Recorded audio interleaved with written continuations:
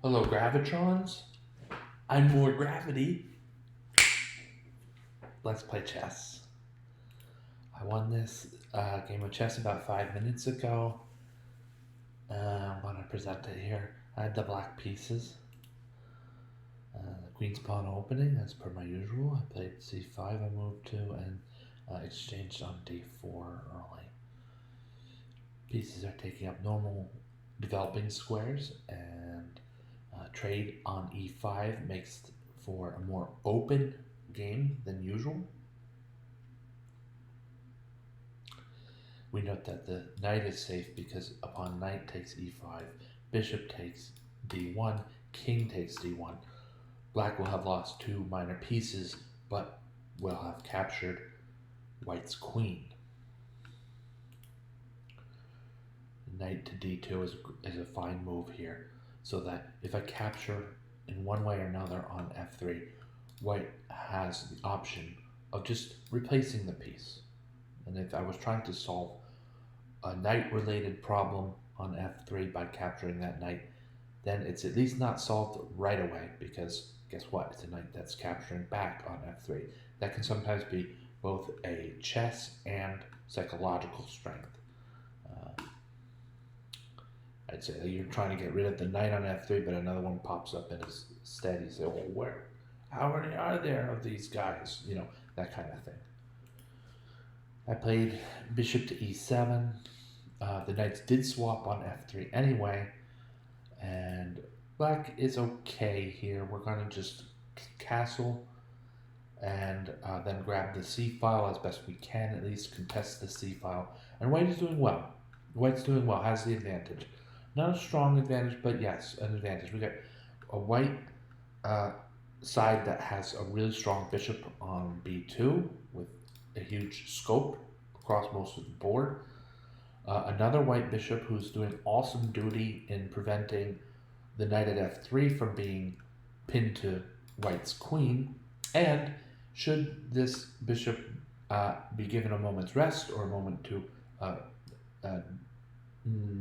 reposition, this bishop has squares on the e1 to a6 diagonal that are strong as well. White's knight is developed to f3. White can castle, probably on this move. I'm not looking right now yet. Move 14, white castles kingside for a very safe king. The rook on a1 looks like usually he'll have a future on c1, perhaps to contest for the only open file on the game. So white's doing well. And these advanced pawns on the A file and the B file are good. This is good. They're helping to control territory on the queen side. For instance, I can't play bishop to B4 check, complicating matters because the pawns on A and B are too strong for that. Okay, so this is pretty darn good, strong position for white. Now that being said, black's not doing all that poorly either. Castled king with a safe pawn shield, the knight protecting at f6. The bishop might help protect, but it's not necessarily the best place for the bishop. But this is possible. For instance, if white plays g4, which I wouldn't want him to as white because that's the side to which white's castling, but that's a whole other matter. So the queen is pitching in by covering d5, and she can move to either b6 or c7 in some variations where black's bishop moves maybe to d6 and the queen's coming to d7. White's doing really well, black's doing just fine as well. It's a nice, mostly even game, and white has a slight advantage. Castles like we thought would occur, and now like I said, bishop to d6, not necessarily to place the king on e7, although that's possible, but in some versions where if this bishop on b2 should wander, then queen to c7 might be a strong move. Also, note there's a bit of black might be setting bait here, right? Knight to e4 and white gets hungry, haha, free pawn, and a shot against the h5 bishop. would have the white queen capture on d5, and then bishop takes, then bishop h2 check. There's nothing there to take. Bishop h2 check, the king slides over, the queen's captured on d5 by black's queen, and black will be doing extremely well there. So there's a little bit of bishop to d6 is a little bit of setting a trap, and my opponent didn't fall for it. Instead, my opponent played the strong move, rook to c1. And somehow, knight to e4 was a blunder. Let's head over to analysis and see what's going on with this. Was this... Yeah, it looks like black had many decent moves, fine moves, and that knight to e4 missed something tactical. Do we see this right away as some sort of gain for white? Doesn't... maybe now... excuse me.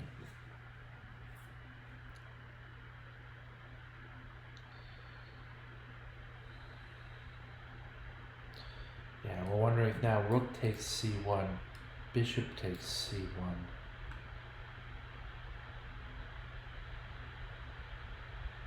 You know what?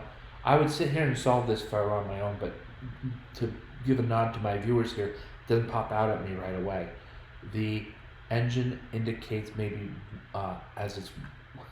First of all, it's white's turn, and white's the turn that has to gain from this blunder. So anyway, that's the good thing. I backed out of that line of thinking that it were black's turn, but white, that the rook on c1, so rook takes c8, the analysis indicates, and then of course queen takes c8, and there's something not as good now. Yeah, because now queen takes d5, indeed pockets a pawn, threatens the knight that just moved to e4, and the bishop on h5. There's also no the bishop on d6 is at risk, because if the knight chooses to move to save his hide, then there's no more protection on d6. With the queen moving over to the c file, there's the tactic I had been relying on of bishop to h2 check disappears. This is a and when I'm playing in the moment, there's no indicator that say, aha, check the position for tactics. No, don't have that. It's against chess rules. This is reasonably complicated. I'm not as upset at myself about this as I might be.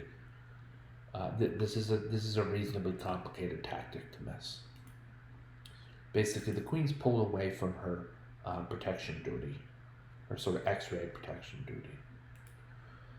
But my opponent also missed this idea and played knight to d4,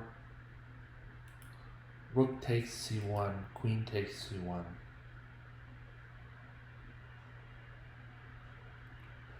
And again, the board is pretty much equal. I don't know, try to find some way to get a spark, get something going on this board. It's a little bit on the boring side, to be honest, now that some of those tactics have been resolved. One way to do that is to trade piece. Trade pieces can sometimes make it more complicated. Usually you hang onto the piece to make more complications. And for any reason other than that, I decided to play bishop takes e2, and it's a fine move. Of course, then the response, knight takes e2, queen moves to c7, both because a queen trade lends this equal endgame, creates a reasonably equal endgame, and that now the queen on c7 and bishop on d6 form a battery that isn't effective right away, but look at, for instance, bishop to h2 check in some situations, or trading now dark squared bishops on e5. It's a little more lively than otherwise. Plus, I had to make a move. So my opponent moves knight to d4. The evaluating engine isn't all that hot on that move. I'm just playing rook to c8. a little bit of probing for weakness. I think both sides are doing what's called probing for weakness, trying to see if there's any way to jostle a miscue out of each other's opponent. So here we have one. I play rook to take c7. I actually am okay, as it turns out. When I had calculated rook to c8, I don't think I had actually gone as far as calculating the knight to b5 portion of things, which could be difficult for black, except for that there does happen to be a saving grace for black, and that's the move rook to c2, winning a tempo against the bishop on b2.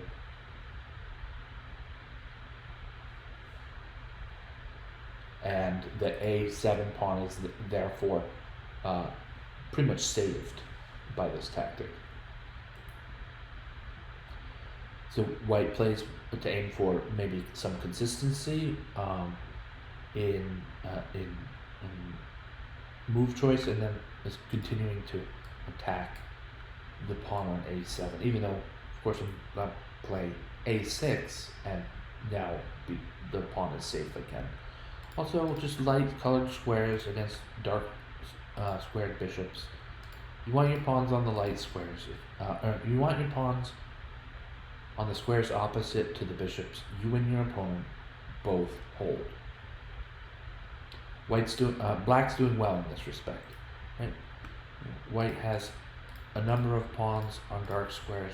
They become targets eventually for my pawn to snipe, and impediments to my opponent's mobility, both all the while. Now you say also, well, if my pawns are on the light squares, how do I defend them? That's a good thought too.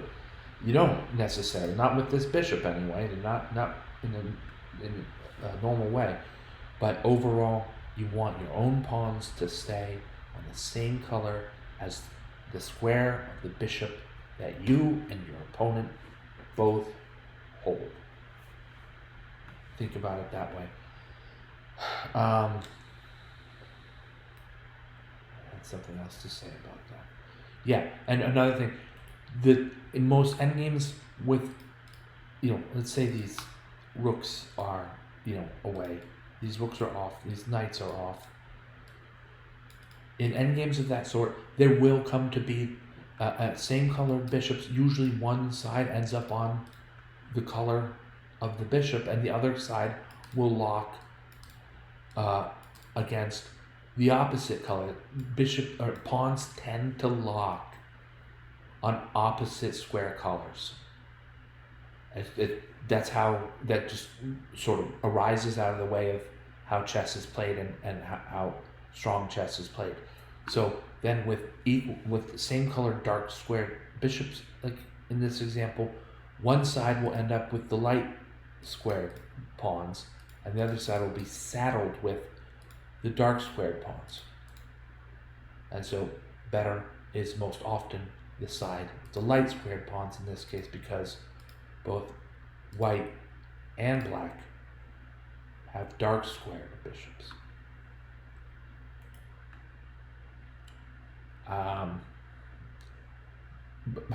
And all of that goes away after knight takes d6, a fine move for my opponent, removing my only long-range minor piece, and I capture back on d6. I think white is doing a little bit better than black here. It's not clear.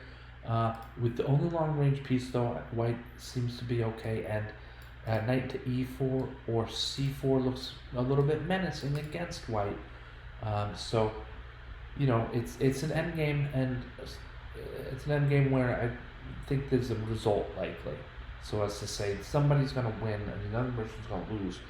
This doesn't look all that drawish to me.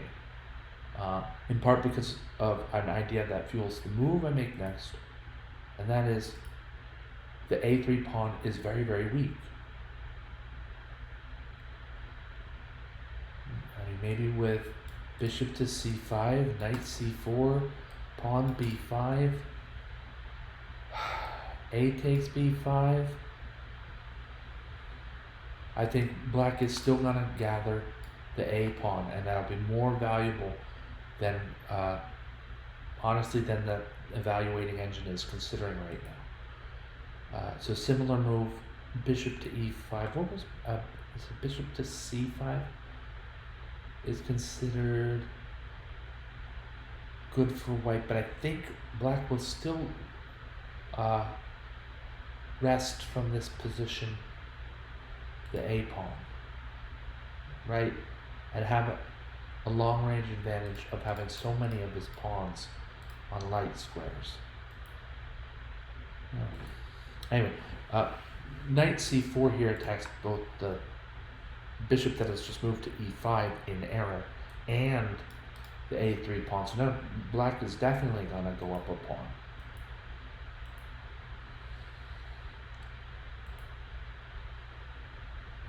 This was black's most major mistake in this game.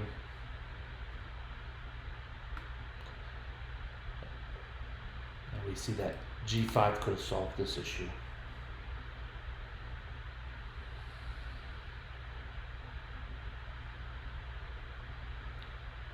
Alright, so sorry for the prolong here, but we're going to play rook takes a3. I want to know if maybe g5 is the move, is the strong move, the strongest move, and by a lot. My thought though is after g5, is white really at that much danger if white plays bishop to g3?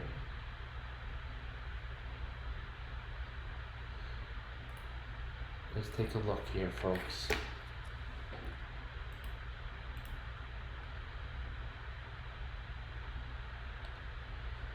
The computer does not want to put the bishop on g3 for some reason. Black is going to capture on e3.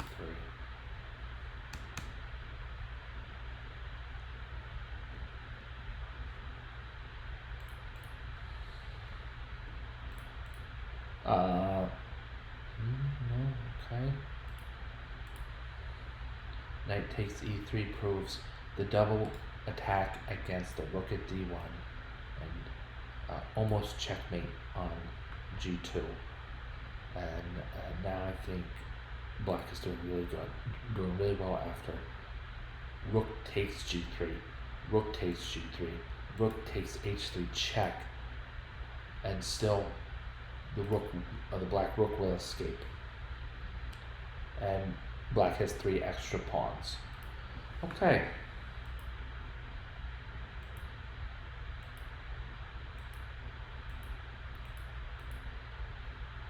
So instead we saw this board arise where black simply has an extra pawn. It's a king and rook endgame. Black has 5 pawns and white has 4. We'll see that black can do well here with a rook trade. My opponent doesn't give it. This my opponent knows that. So playing more tenaciously than to simply trade rooks there. Both white and black battle for pawn advancement. I almost got a rook trap in there, and sooner enough black establishes connected passed pawns on the queen side, while white has more traffic to deal with on the king side.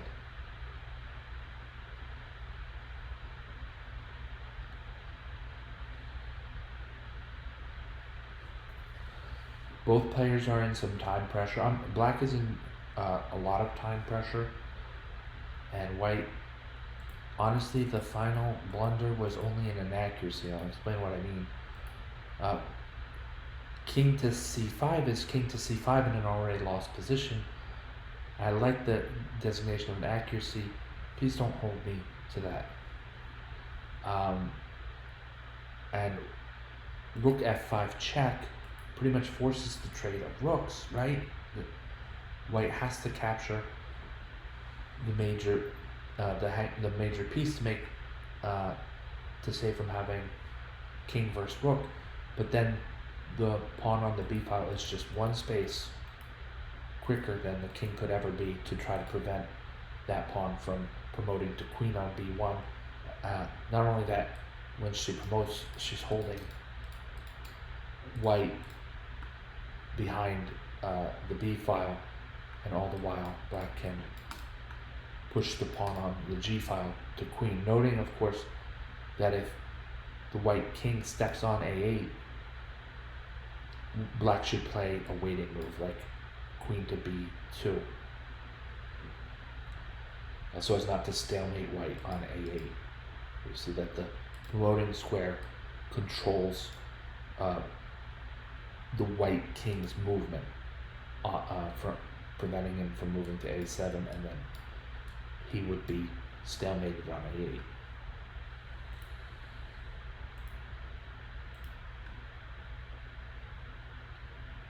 Okay.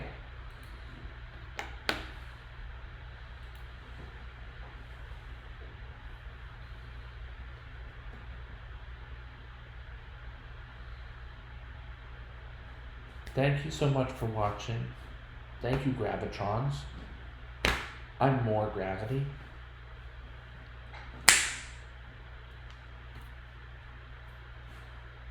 Have a great night.